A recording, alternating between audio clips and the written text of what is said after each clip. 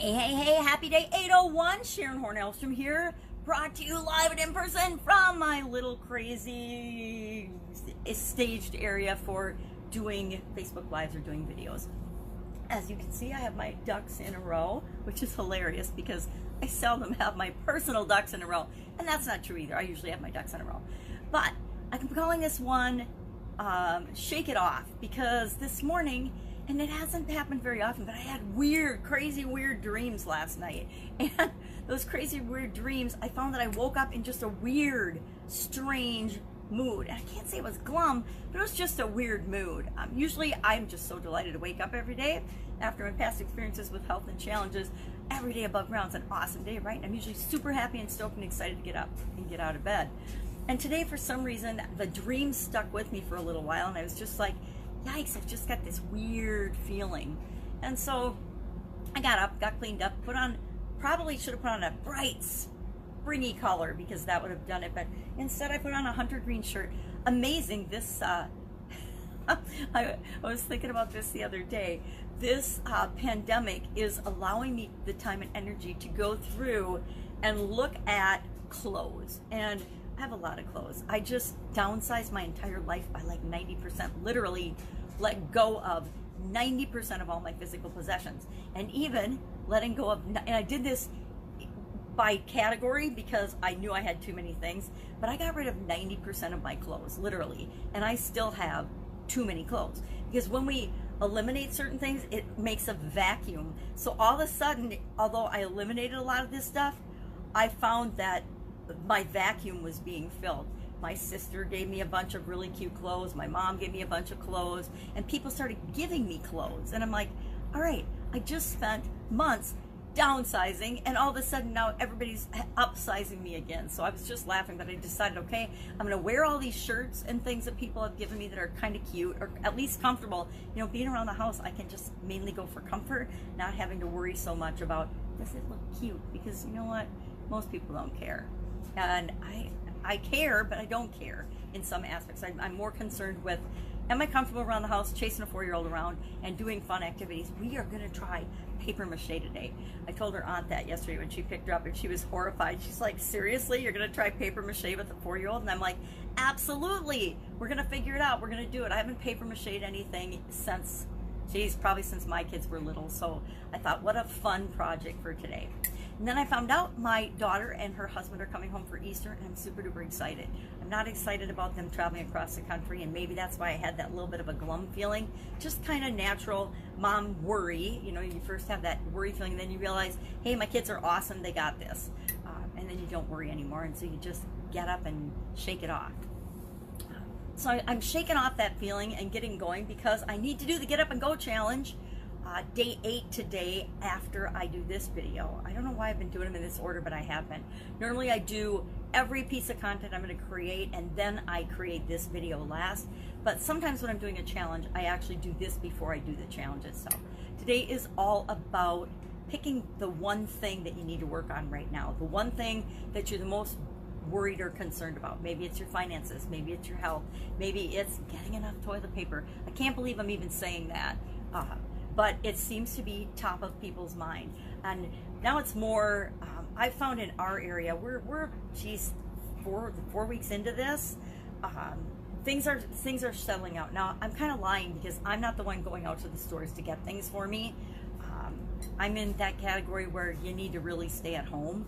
I'm old, I've had lots of underlying health problems, and I tend to pick stuff up. So I figure hanging out with my 4-year-old granddaughter and interacting with my immediate family when they bring me things, that's enough interaction. And I will admit, I've gotten out a few times just for my sanity, but I'm super careful and super due diligent, and I make sure that I take care of myself, but also take care of other people, because I don't want to be a carrier or anything for anything either.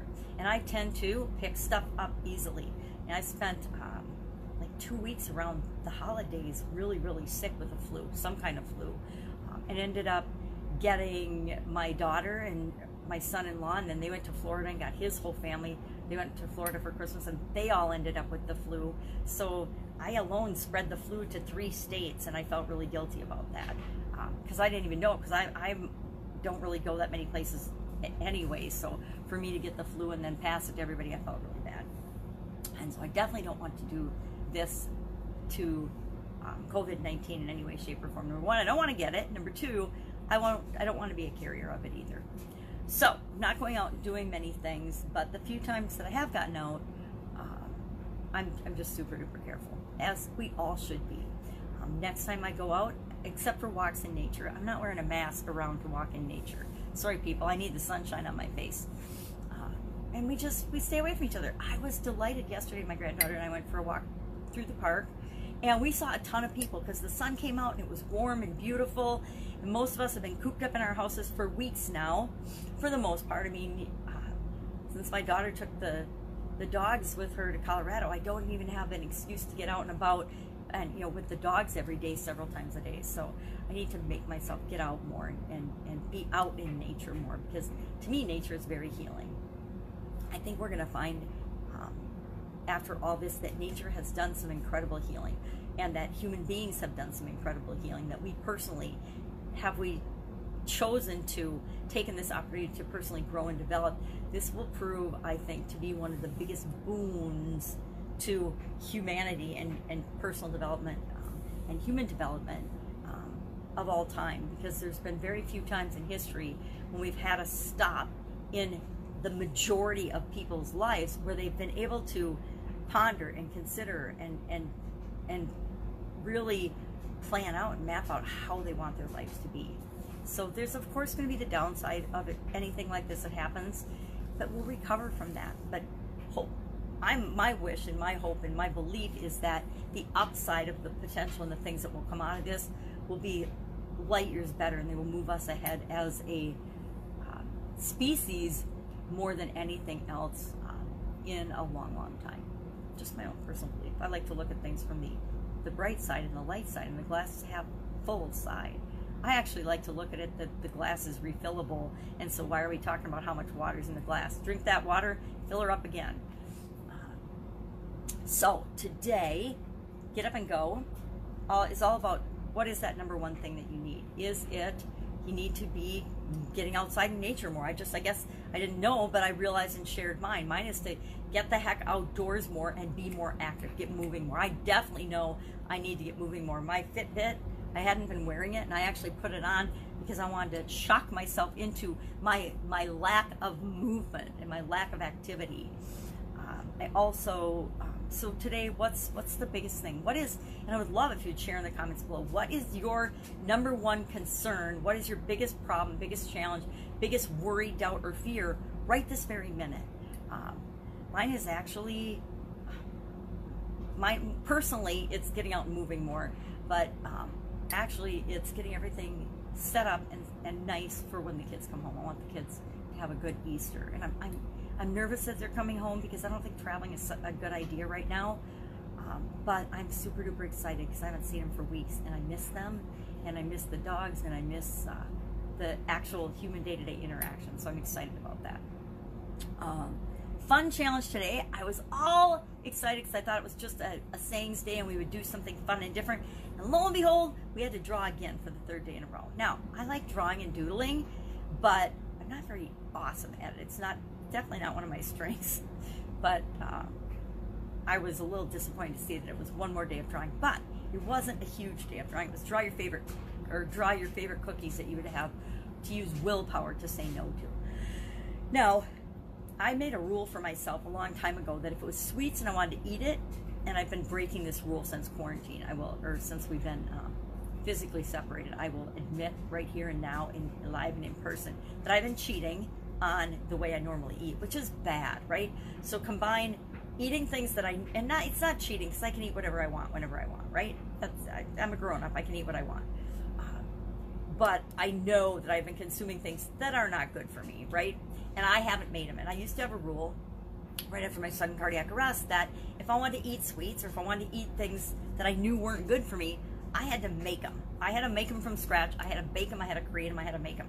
Well, my excuse right now is that, hey, some of the ingredients are hard to get and I can't get out to the store to get them. Therefore, if my son brings me double stuffed Oreos or leaves them here, I might happen to eat a couple. If somebody brings me caramel cow tracks ice cream, which I did eat some last night. I might have to eat it. Now, that's just me making excuses and not using my willpower. So I know, I'll stop doing that. But sometimes we need that. Sometimes we need certain things to make us feel better and help us through a challenging, tough time. And I don't think anyone on the planet would say we are not going through a challenging and tough time. And on a global basis, I don't think anything like this has ever happened. Definitely not in my lifetime. And I'm hoping that we don't see anything like it again. But I've been through lots of these challenges, right? And not big ones like this, but lots of challenges. I was doing a video for, which was really hard, by the way. We had to do a story video yesterday for a challenge that I'm participating in called the Rise Up Challenge, which is a really great challenge, by the way. Normally I just say, hey, follow my challenges, but this one I say, follow this challenge. It's really good. Rise Up. Pete Vargas III and like 40 other people, really awesome, amazing, smart people in all the areas and aspects of your life that I teach people about all the time, and I'm actually doing in the Get Up and Go Challenge, but they're doing it with, 100 people resources wise, with between Pete's team of like 35 some plus people and the 40 people plus as guests and other people and speakers. It's a very cool challenge, and if you don't know what to do right now, at least do that. Get on there, it's free, sign up and watch the challenge, participate in it. I love challenges, I do them all the time. I also love participating in other people's challenges, and when I see a good one, I'm going to tell you about it because I think you should participate in it. Especially if you are shut down and you've got time in your hands, or if you just lost your job and you don't know what you should be doing, at least hop on a challenge or do something like that. So anyway, we were telling our story yesterday. We're supposed to pick a story, and we're supposed to pick a story that more people could relate to, a lot of people could relate to. And I must have spent like an hour and a half, 2 hours thinking through my stories inventory, and trying to pick a story that I wanted to share. And I realized that I have personally had a minimum of 21,925 challenges in my life so far. And that would be assuming that I only had one challenge a day. Now, we all have at least one challenge a day, right? And some challenges are not all created equal. Some challenges are more difficult than others. Dropping dead is more difficult challenge to come back from than getting a hangnail or stubbing your toe. But at a minimum, every single one of us has to get out of bed in the morning. And getting out of the bed, I say this a lot, but people don't believe me. The hardest thing we do every single day is getting out of bed. Now, for some of us who've had experiences with chronic pain and things, physically getting out of bed is really, really hard and challenging. But guess what? It's hard for everybody because challenges are relative. Our challenges are specific to us and relative to our experience. And getting out of bed for somebody that's never had pain might be just as difficult because of other factors in their life and other experiences they've had as somebody that is, like I physically could not get out of bed due to arthritis pain and things for like a 3-year period in my 20s. And it's all relative. So for the person that just had a hard time getting up with their alarm clock, that feels to them the same as me physically not being able to get out of bed. So I was looking for a story that people could relate to. Well, guess what? Most people have not been bedridden and had chronic pain and can't relate to that. And that's not the group that I want to serve with this audience and this project anyway. Most people, I have a hard time sharing my personal stories because it's hard, right? And I usually will get brave enough and share my sudden cardiac arrest story because it deals with people and business owners and the challenges that they face. Well, guess what? What I learned yesterday from Pat Quinn is that is not an ordinary story. It's too exceptional. Most people haven't dropped dead and are still here to talk about it. And so most people can't relate to that. They're like, yeah, well, that's an exceptional thing. That's the exception. That's not me. I've never had anything like that. What's my excuse? I'm just chugging along. And well, now all of us, everyone on the planet has this COVID-19 impact. Everyone in this world has been impacted by this. We've either been impacted by losing our jobs or stopping, or somebody we know, love, and care about has either lost their job or has become ill. Thousands and thousands of people have died from this. And it's impacting our economy and everything on a global basis. So we all now have this common experience for the first time ever in history. And so I was looking for a story about a common experience. I ended up using challenges because I want to help people with challenges and know that what the next thing is and how to handle challenges. Obviously, because I'm doing another challenge right now that's, you know, similar, but just me leading the challenge versus, you know, almost 100 people probably at the end of this will be involved in orchestrating the Rise Up Challenge. So that's why I'm participating in it. But it was a hard assignment. I did do it. We had to do an under 2-minute video. And I think by the time I got my camera shut off, it was 2 minutes and 3 seconds, which is fine. I'm not doing it for the prizes, although they are giving away some incredible prizes in this challenge. I'm doing it for me, right? For my personal development, my personal growth, so that I can become better and continually serve and give value to the people that I serve and be better. And that's, you know, the most important thing for any of us to always be doing, but especially to be doing in a time of crisis and a time of change. So, working on that. But the story was, I realized, I counted up that I've had hundreds of thousands of challenges in my life that I've had to overcome, which is probably why I'm so attracted to them. And that I'm really here to teach people that our challenges are for us to become better, for us to be more, for us to figure out who we are and how we want to contribute to the world, because each and every one of us are here for a reason. We're here to somehow impact the world or other people in this world. And, you know, we go on this big purpose journey. I mean, I went on probably a decade-long what's my purpose journey, and it actually wasn't until I dropped dead that I realized that my purpose and everybody else's purpose is actually just to be ourselves, to experience this life as only we uniquely can, and then share that experience with the people that we're here to share it with. So what are you doing? What are you doing right now? What are you doing right now? Are you just barely maintaining? Are you home holding down the fort with the kids and trying to keep them busy? And then if you're doing that, like for most of the hours of the day, what are you doing for yourself? What are you doing to maintain yourself and keep yourself on track and to take care of yourself? I guess that's it today. I'm going to go do the Get Up and Go challenge. It's time for me to do that before my granddaughter comes. I'm going to hang out with my granddaughter today, and we're going to do paper mache, and we'll probably get into some other mischief and make some other messes. And hopefully the sun will be shining, and we will go for a nice walk, and we'll see how many people are out today. I think maybe what we'll start doing is start counting how many people are out and about and tallying, and we'll keep a little graph of, okay, there's the nerdy engineer popping out. We'll keep a little graph of how many people we see every day on our walks. It gives us something to do.